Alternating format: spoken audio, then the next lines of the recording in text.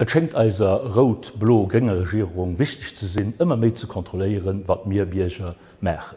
Wo man es bewegen dürfen, wat man machen dürfen, wat man denken dürfen. Für eis als ADR absolut inakzeptabel. Mat der ADR gëtt ke Kontrollstaat à la George Orwell. Mir so noch neen zum Überwachungsstaat. An Corona-Krise derf ke Vierwand sinn fir de Bierger auszuspionieren. Dëfir sie mir géint all Tracing-App, also ja zur Freiheit vum Bierger.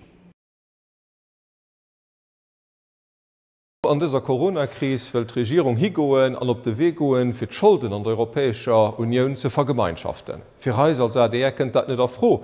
Erstens as het geen Treaty an der Europäische Union. Und wir denken noch, dat Lützeburger net solle Steuern bezahlen, fir misse fir déi Schulden opzukommen, die an andere Länder an der Vergangenheit gemerkt goufen, zum guten Deel dowinst, weil déi eben mat de Suen schlecht umgangen sind.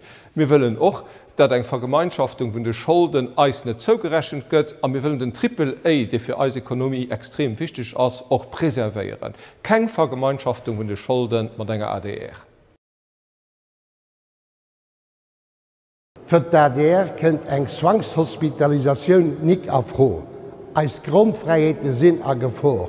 Als ADR werden wir eis dagegen wehren. Wir fördern eng 2/3 Majorität an der Chamber für all die Gesetze, die als Freiheiten berühren, die an der Verfassung verankert sind. Am Kader vun der Corona-Krise schwätzt bemol auch all die anderen Parteien vun engem alternative Wachstumsmodell fir Lützeburg. D'ADR predige so en Umdenke schon 10 Joren.